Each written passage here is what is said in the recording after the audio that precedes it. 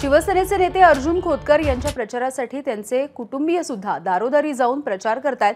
प्रचाराला अवघे 2 ते 3 दिवस शिल्लक राहिलेत। अर्जुन खोतकर यांचे पुत्र अभिमन्यू, मुलगी दर्शना खोतकर आणि सून समृद्धी खोतकर यांनी आज शहरामध्ये पदयात्रा काढली आहे आणि घरोघरी जाऊन प्रचार सुद्धा केला आहे। प्रचाराला अवघी 2 दिवस शिल्लक राहिलेले आहेत। शिवसेना नेते अर्जुन खोतकर यांचं कुटुंब या ठिकाणी डोर टू डोर प्रचार करत आहेत। त्यांच्या कन्या दर्शना खोतकर आहेत आणि पुत्र अभिमन्यू खोतकर आहेत, याशिवाय सून देखील आहेत।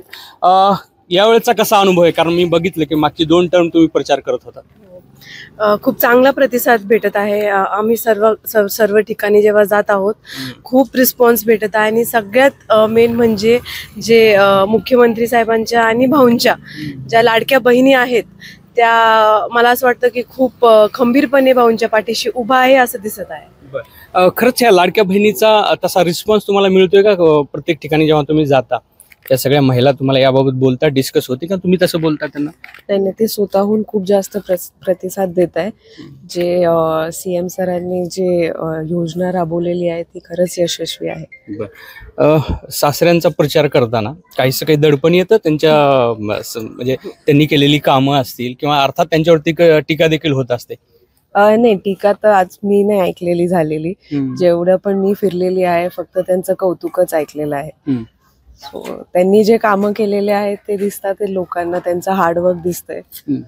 या भावंडांना अनुभव आहे, मग तुमच्यासाठी काहीसं दडपण होतं काय? दडपण हो, कारण की त्यांचं नाव एवढं मोठं आहे, त्यांनी कामं एवढी केलेली आहेत, तर त्यापर्यंत लेवलला पोचायला अजून खूप वर्ष आहेत आम्हाला, बट ट्राय करतोय आम्ही त्यांना थोडीफार हेल्प करायची।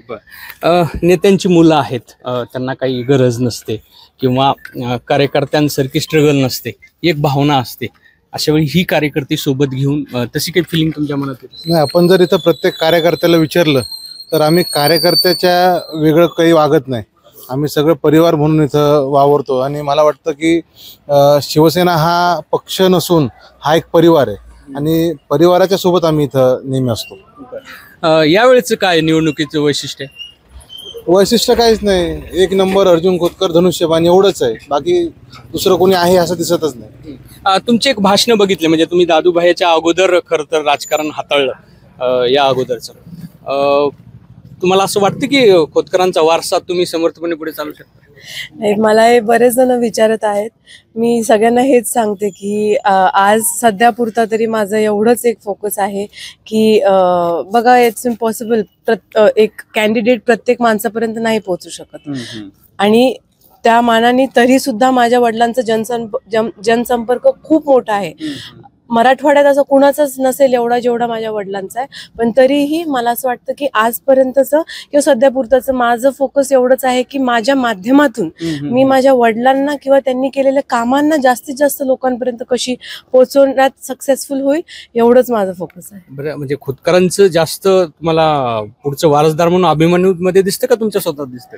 नाही, नक्कीच, म्हणजे मी आता फुल्ली या रिंगणात उतरलेली आहे प्रचारात, पण तो मागील 5 वर्षात जसा तो सक्रिय झालेला आहे तो पूर्णतः खोतकर साहेबांसोबत आहे आणि मला असं वाटतं की ते दोघांनी ह्या मतदारसंघाला इतकं सुंदर प्रकारे हाताळलेलं आहे, तर मला वाटतं की त्याचा खूप मोठा क्रेडिट आहे यावेळेस।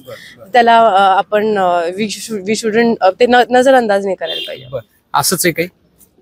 हो, म्हणजे फील्डवर काम करत असताना, संघटन उभा करत असताना मला वाटतं 5 वर्षात जे संघटन उभा करण्यासाठी मला खोतकर साहेबांच्या माध्यमातून किंवा शिंदे साहेबांच्या माध्यमातून जी काय मदत झाली त्या मदतीने मी संघटन चांगल्या प्रकारे उभा करू शकलो आणि आज आपल्याला दिसतंय की शहरात असो किंवा ग्रामीण भागामध्ये असो, प्रत्येक ठिकाणी आमचे कार्यकर्ते पदाधिकारी सक्रियरित्या काम करतात। राजकारण सोपं आहे अवघड आहे? नाही, पाहायला गेलं तर सोपंच आहे, काय अवघड त्याच्यात नाही। तुम्ही जर प्रामाणिक असाल तर ते सोपंच आहे, काय अवघड नाही। कसं आहे आता सध्या वातावरण? कसं आहे? अनुकूल आहे, चांगलं आहे, जिकडे जातोय तिकडे चांगला प्रतिसाद लोकांचा मिळतोय आणि जसं तुम्ही बघताय की प्रत्येक कार्यक्रम आमचे 2-2 तास लेट चाललेत, म्हणजे लोकांनाही आम्हाला सोडा वाटत नाही आणि आम्हालाही तिथून लवकर निघावं वाटत नाही, अशीच काय परिस्थिती आहे, म्हणून वातावरण चांगलं आहे। मागच्या वेळेस देखील होतात, फारसा काही आपल्याला त्यावेळेस रिझल्ट आला नाही, यावेळेसचं वातावरणात त्यात फरक दिसतो? हो, 100% मागच्या वेळेस जे काय झालं त्या चुकातून 100% आम्ही शिकलेलो आहे आणि त्या चुका पुन्हा होणार नाहीत याची काळजी आम्ही घेतलेली आहे आणि त्या अनुषंगाने वातावरण बदललेलं दिसते. एकूणच खोतकरांचं हा सगळं कुटुंब आहे जे की डोर टू डोर प्रचार करत आहे ना. यावेळचं वातावरण अत्यंत पोषक असल्याचा या कुटुंबाचा दावा आहे. रवी मुंडे, एबीपी माझा, जालना. एबीपी माझा, उघडा डोळे बघा नीट.